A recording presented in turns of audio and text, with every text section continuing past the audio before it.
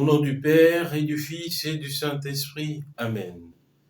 Dieu fait de nous, en Jésus-Christ, des hommes libres. Tout vient de lui, tout est pour lui.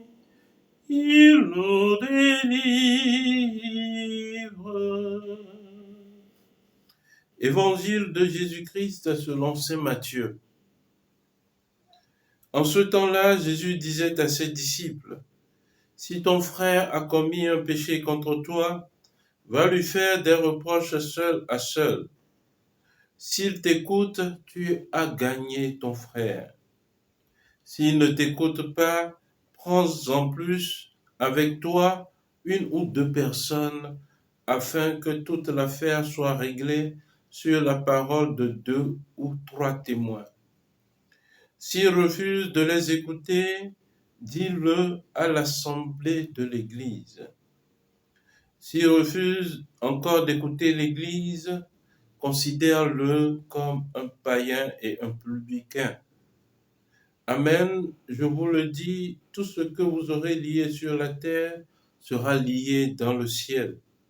Et tout ce que vous aurez délié sur la terre sera délié dans le ciel. Et pareillement, Amen, je vous le dis, si 2 d'entre vous sur la terre se mettent d'accord pour demander quoi que ce soit, ils l'obtiendront de mon Père qui est aux cieux. En effet, quand 2 ou 3 sont réunis en mon nom, je suis là au milieu d'eux. Acclamons la parole de Dieu. Louange à toi, Seigneur Jésus. Bien-aimé de Dieu, paix et joie à vous. À travers l'évangile que nous venons d'écouter, Jésus nous donne le chemin véritable de la réconciliation, l'idéal de la réconciliation entre 2 frères. Jésus nous demande d'abord, lorsque je suis en problème avec mon frère, ou que mon frère ait commis quelque chose contre moi, que ce soit moi d'abord qui prenne ce chemin de la réconciliation. Voilà l'initiative du chrétien. Le chrétien ne doit pas être celui qui doit attendre son frère pour emboîter le chemin de la réconciliation. Le chrétien doit prendre sur lui d'aller d'abord parler cœur à cœur avec son frère. Jésus n'interdit pas de ne pas reprendre son frère. Il autorise, et même saint Paul, dans la lettre aux Colossiens, au chapitre 3, nous dit de reprendre avec souci d'enseigner et de ne point oublier la charité fraternelle en reprenant le frère. Et si Jésus dit, s'il t'écoute, tu auras gagné ton frère. Car c'est toi-même qui prends sur toi d'abord le chemin de la réconciliation. Tu n'as pas attendu que ton frère vienne à toi, bien que c'est lui peut-être qui t'ait offensé. Et Jésus poursuit en disant, s'il ne t'écoute pas, prends en plus avec toi une ou deux personnes, afin que toute l'affaire soit réglée. Le souci des frères, le souci de la communauté. Puisque plus loin, Jésus demande d'aller voir même l'assemblée de l'Église pour que le problème soit réglé. Mais s'il ne nous écoute pas, de le considérer comme un païen, un publicain. Ce n'est pas de le stigmatiser, de l'éloigner de nous, mais de le considérer comme une brebis perdue qui doit regagner forcément le bercail.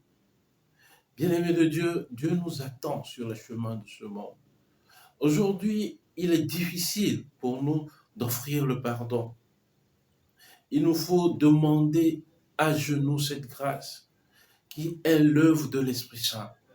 Demander constamment de pouvoir pardonner à nos frères et sœurs, de pouvoir pardonner à nos parents, de pouvoir pardonner à nos frères et sœurs en humanité. C'est très important. Sans cela, nous-mêmes, nous ne serons pas libérés. Sans cela, nous-mêmes, nous ne pouvons pas aller de l'avant. Garder rancune contre son frère Ne pas pardonner à son frère, c'est diabolique, frères et sœurs. Car le diviseur, diabolos en grec, diabolos veut dire le diviseur. Ne pas pardonner, c'est diabolique. C'est mettre encore de la division entre nos frères et sœurs. Et Jésus poursuit en nous disant que, je vous le dis, bien-aimés, tout ce que vous aurez lié sur la terre sera lié dans le ciel. Et tout ce que vous aurez délié sur la terre sera délié dans le ciel. Alléluia. Que l'entente parfaite règne entre nos frères. Le Seigneur nous demande, j'ai des brebis qui ne sont pas de ce bercail. Elles aussi doivent regagner forcément le bercail. Prenons sur nous, demandons l'Esprit Saint de nous aider à toujours garder ce chemin de pardon, à toujours emboîter ce chemin de pardon. Ce sera difficile, mais ce ne sera pas impossible. Nos frères ont besoin de nous, mais surtout, Dieu a besoin de nous pour sa plus grande gloire. Que Dieu Tout-Puissant, à travers la méditation de cet évangile, vous bénisse et qu'il vous accorde en abondance ses grâces, lui qui est Père et Fils et Esprit Saint. Amen. Excellente journée de prière et de travail et que la bonté de Dieu demeure dans vos murs. Amen.